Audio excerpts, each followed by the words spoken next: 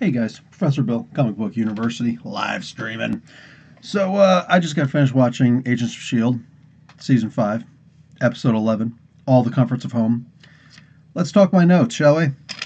Okay, I'm going to say this is a good episode. But on top of that, so here's this girl in the very beginning who her mom comes walking in and she's all like, mom, you're evil. I don't like you. Are you one of the good guys? Blah blah blah blah blah. Because her mom's in the military. And I'm thinking this is so cliche, it's ridiculous. Well, I got a nice little surprise at the end of that, didn't I? I'm very curious as to see who these people actually are. Are they just some completely new threat or something else entirely? It's pretty wicked because when you saw the very ending of this, it's like, okay, wow, mom better be careful where she gets her head cut off. So, General Rick Steiner. General Rick Steiner is actually the head of S.H.I.E.L.D. before Nick Fury. Yeah. In the comics originally, what was it? Tales of Suspense? No, it was Tales of Suspense, Tales of Suspense, Strange. It was, I think it was Strange Tales. You know what? Who cares? Okay, I think it was Strange Tales, but yeah, it was in fact Strange Tales. Um, Sergeant Nick Fury was promoted to Colonel. He suddenly went from NCO to O to officer, and then he was asked, could you please do this? So they kind of built Shield around him. But later on, retcon, soft reboot. They were like, here you go. Yeah, there was a guy before you too. It's fine. It makes sense. But anyway, that's what this was. He was the actual head of Shield before there was Nick Fury. So that's really cool. That's really cool. They pulled that off. I dig that.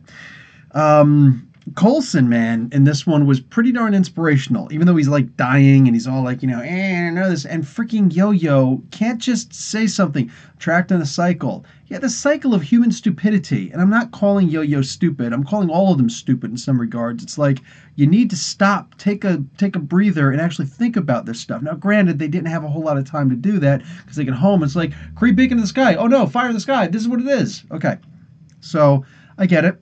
I like that they had the little. It's not called the Doppler effect. I can't remember what that is actually called, where something is moving in one direction so fast it looks like it's coming backwards. Like if you look at hubcaps, or especially like the rims, they got the inside rims and yeah, it looks like they're actually going the opposite way. They're not. They're going this way, but it looks like they're going the opposite way because they're going this way so fast.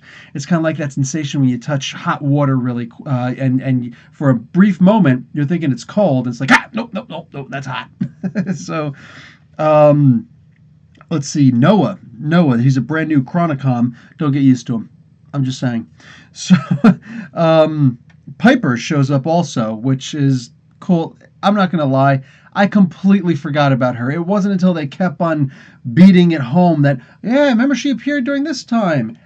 When these things were happening. Back during the Hive thing. It's like I had to piece all together. It's like, yeah, I still don't actually remember her character, but I do remember, like I think I do, but it might just be like an implanted memory. It might be something that I'm making myself remember by putting in something that didn't actually exist. Whatever. Anyway, she was a completely forgettable character. Yeah. Anyway, I remember they did have some new recruits at one point. They were all useless, so I guess that was her. Anyway, she became a traitor, but unintentionally, just because she's stupid. So okay, she was stupid. She was stupid. But I get it. She's scared. Fear makes you do a lot of things, but if you're an agent of S.H.I.E.L.D., you kind of got to be able to overcome fear. I'm just saying. This is one of those things. Mac. Mac is freaking hysterical. Mac goes and makes another horror movie reference in this one. C.h.u.d. Now, by C.h.u.d, I mean c.h.u.d.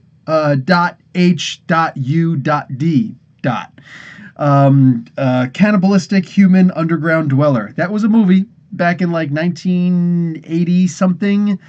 It had a cool cover. The movie itself, it had a really cool opening. Everything else was kind of stupid to me. A lot of people love it. It is a cult classic. So, like somebody is just sitting there like Google. One of the writers at Marvel is just like Google search for cult horror classics, and like, okay, there's this one.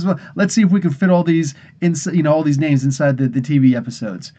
As far as I'm concerned, honestly, they should name the episodes after those horror classics. That that would be fine, because most people don't even know. Like this one's called "All the Comforts of Home." Most people aren't going to know that unless you very specifically look it up on the internet, or if you're a member of Comic Book University alumni. So, the thing that filled my heart with the most joy was Deke. Deke was hysterical. I saw Deke show up, and literally, like in my head, like this is the thing, man.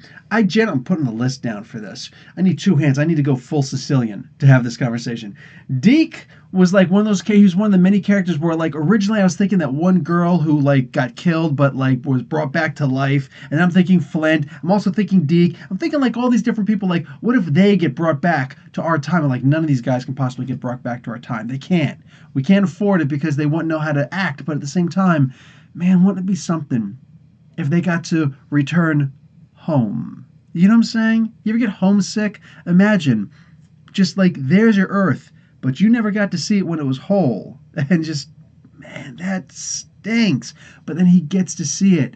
He didn't understand a lot of things. He goes and takes the ice cream and puts it on top of the cone that somebody was just like, yeah, this isn't any good. And just throws it away, you know? And he just like, oh, I know what this is. I've read about this before, in an archaic book or something. That's right. They took away all the books, but you get my drift. You get my drift. And then he sees the bar. Remember, he had that one version of the opium bar. But it was all just an implant. It was all just a psychic thing, So he goes and he goes inside, and somehow the most unbelievable thing of this entire TV episode was that Zeke was able to run a tab. I'm sorry, I have been to bars before. Okay, I'm gonna get into the whole Zima thing. I've been to bars before. I've even been to restaurants or whatever. You can't walk into a bar and just, I'm gonna run a tab if they don't know you. You can't. You can't do it. Okay, so there's no way he should have gotten to. Once he got to that second Zima. I was like, you didn't charge for the first one, man. What's up with that?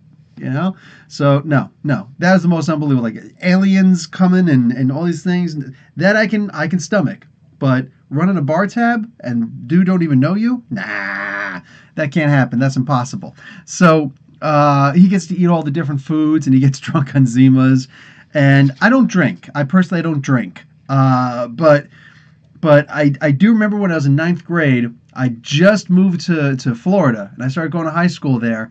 And I was hanging out with these kids, and I was given the impression that girls drink Zima, guys drink beer. So that's like literally that's the extent of my knowledge of what Zima actually is. So just to give you an idea, and so I saw the Zimas, I'm just like, oh, that's like a girl's drink, right? No, get that out of your head.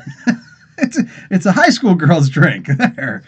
So okay. Yo-Yo running up and grabbing those guns from those robots before she knew they were robots.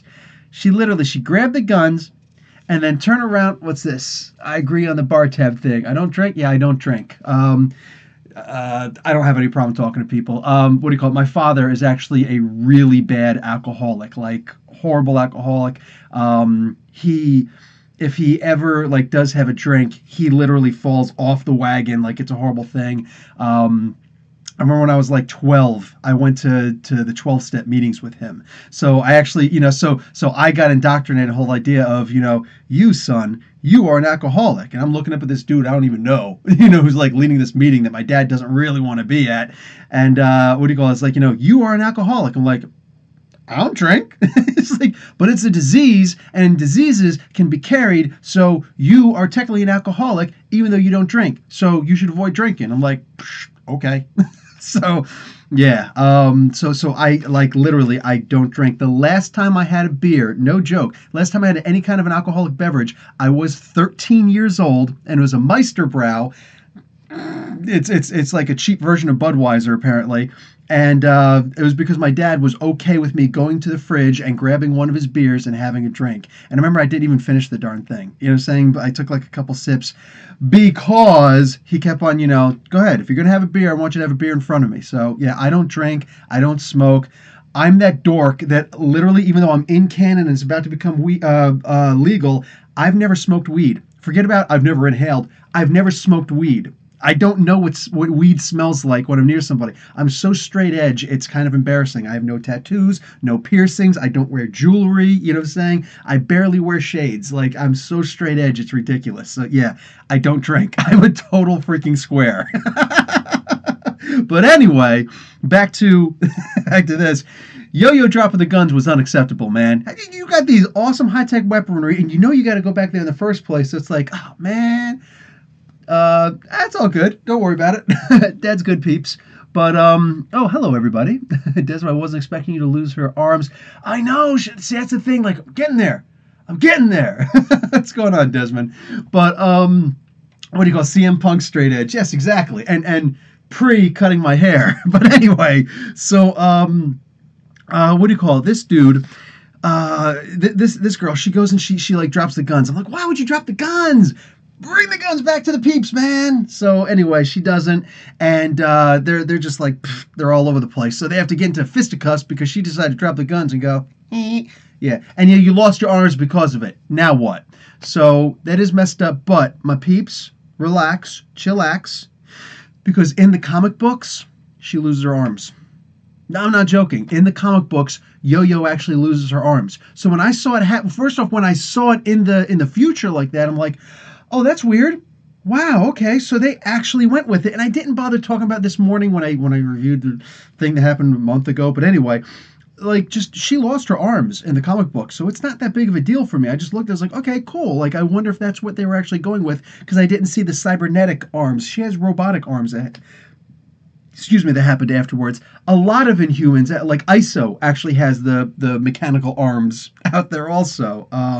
Flint, now in the comics, he's got a weird arm that's like transparent. Anyway, and then of course we know like the Winter Soldier, you know, he's got the mechanical, the bionic arm. Wakabi, who in the Black Panther movie, Wakabi actually had a bionic arm long before Bucky ever had a mechanical arm. Back in the Heart of the Panther, way back in the day, Mark Texeira and all those. But so I saw, you know, she lost the arms in this one. I was like, oh man, wow, they're really going with that this early. Okay, cool. You know, good with it. The only thing that was actually freaky to me is thinking to myself, okay, so she lost her arms now, so that's why in the future she doesn't have her arms. But they killed her and cloned her multiple times. Why would she be cloned without her arms? She'd be cloned with her arms back. So that didn't make any sense. But her not having arms is perfectly acceptable in the comics. So I'm good with it. In fact, just a couple months ago, at the very beginning of the Marvel superheroes Secret Empire, the one that, you know, Captain America's evil, what? Hydra Cap? Yeah, that one. She's dead. She actually died. She got killed in an ambush, the wrecking crew and all that stuff. And Daisy Johnson went nuts because it happened like right in front of her eyes. Her whole team got killed. Yo-Yo was on the team. So anyway, I believe that was actually Secret Warriors Volume 3, issue number 1, out of, I think they went up to 12. So anyway, and then at the very end, Crusher Creel. I did read that Crusher Creel was supposed to show up again. I'm very happy it's so early here. Like, I saw a big dude jogging with the whole boxing, you know, apparel on in Philadelphia. I'm like, you were too. You know you were. So I see this, and I'm like, it's probably Crusher. Yeah, it's Crusher Creel. Okay, awesome. But then something very interesting happened. She says, we're forming a team. Contraire. Do I hear Thunderbolts in the future? Because I'm down with that. I'm down with seeing some Thunderbolts versus the frickin', you know, Agents of S.H.I.E.L.D. How sweet would that be? Wow.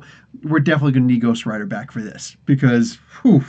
So anyway, dude, this was an amazing episode. Welcome back. Was this actually the 100th episode? I think this is. I think this is the 100th episode, which is why so much actual comic book lore happened. That Nickel Smith guy, whatever, Smith Nickel, anyway, the guy that they stole the van from and then returned it, I never saw him in the comics before. I have no idea. I actually looked him up, and I'm like, yeah, I see nothing.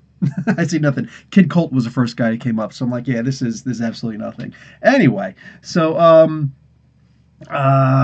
Hugh G. Shep, your dad's in a similar situation.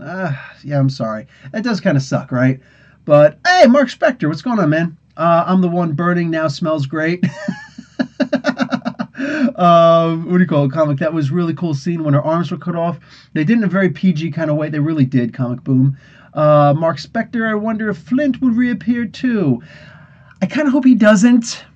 It was cool. It was cool that he was there, but at the same time, yes, Misty Knight. Thank you, Desmond. That's actually one of the things I was thinking. Misty Knight also lost her right arm. When they teased it in the Luke Cage series, it's like, yes! And then it's like, oh no, I'm going to be perfectly fine. It's like, no! I was actually sad. I was disappointed that she didn't lose her arm. And then later on, the Defenders are like, aha! So, yeah, I was happy she lost her arm. What's funny is that they missed on a tremendously beautiful moment, because you know who actually goes and hand delivers the new cybernetic arm? No, actually, they technically didn't miss it yet. They're indicating that Rand Technology is going to build her the bionic arm, which, no, it was actually Stark Tech who built her arm. Tony Stark, the original way she lost her arm was actually she was a detective. No, actually, she was a regular cop. She was a regular cop, and there was this bomb about to go off in a bank, and she goes and tries to disarm it. Doesn't work. She loses her right arm because of it. Tony Stark reads about it in the paper, and it's like, wow, she's really heroic. Builds her a cybernetic arm with all sorts of totally awesome stuff in it. That's like Bucky's arm is nothing compared to Misty Knight's arm. I'm just saying. And goes and hand delivers it to her. And it's like, let me show you how to use it and all this stuff. So how sweet would that be if Defenders Season 2, Episode 1, here's Misty Knight, knock, knock. Hey, I've got this arm for you. How you doing? Because if you remember, Robert Downey Jr. has actually been doing that by delivering Iron Man-shaped prosthetics to kids who need prosthetics. He'd done that a couple of times, which I'm like, literally in my mind, I'm just like, oh my God, this is straight out of the comic books. You know what I'm saying? Like, this is the sweetest moment ever. These kids are heroes too. Oh my God. Like, I'm gushing and all that. Like, they can actually do this and make money off of this one too. So I'm totally down if they do that. I'm just saying. Anyway, who else will the general recruit? Mark Spector, maybe they'll recruit Mark Spector. How sweet would that be? No, I actually don't want Moon Knight to be in the Agents of S.H.I.E.L.D. I want him to be in... I don't think he's going to be in Netflix. I think they're done adding a whole lot of people to, like, Netflix. It would be cool if they went over to the new Hulu, which will soon be owned by Marvel, 60% of the company. But whoever it is, like... I hope that he shows up someplace over there, and I want it to be like a Werewolf by Night thing, like they were originally going to do with Blade in the Fall of Chthon, whatever that Chthon series was. I never actually watched it, but I do remember reading that in the final episode, Blade is saying, okay, so I'm used to dealing with vampires, but there's a werewolf out here. What's up with that? And somebody goes and says, well, actually, we know this guy who specializes in hunting werewolves. His name is Mark Spector. And I heard about that. I'm like, oh, really? But I'm not going to watch this whole entire series with not Wesley Snipes in order to just get to that one scene. Like, I read it. That's good enough for me. But, yeah, that would be cool. Who else would actually be in it? We could do people like Atlas, who was the original Goliath. Not the original Goliath. Sorry, nowhere close to the original Goliath. That was Hank Pym, and then it was Bill Foster. But then this dude shows up. What do you call it? Just, it could be, Atlas. And just all the people who've been on... the actual the Thunderbolts. It could be any of them. So we'll see. Let's see. Who else? No. Desmond, next week. Mark, next week. Oh, next week's is 100s. Okay, thank you. Everybody's like yelling at me. Next week it's 100. Okay, I'm sorry. Joe, hello. Comic Boom says hello too. Okay, so I guess that's it. So I have got a whole bunch of cool things to put out. I am putting out a brand new Explained in a Minute tomorrow. I've actually already got it done, and I'm going to upload it now. And I'm trying to figure out what exactly I'm going to do for my Spotlight on Story. I actually have 2 completed, but I am thinking, I pulled this out. Black Monday Murders, issue number 1. I may just decide to do this because this was like, these 5 issues were amazing. So I may just decide to do this story in and of itself because, wow. So we'll see. Anyway, guys, that's it for me. I'm about to bounce now. What is this? I was thinking Thunderbolts when at the end of Agents... Yes, exactly. So that's how I feel. Anyway, so I'm out. Guys, thank you so much for showing up. I will talk to you mañana. Well, whatever. I'll talk to you later. Yeah, no, mañana. Yes, mañana. That's the podcast. So... all right, guys. Thanks for showing up. Professor Bill, Comic Book University. Class dismissed.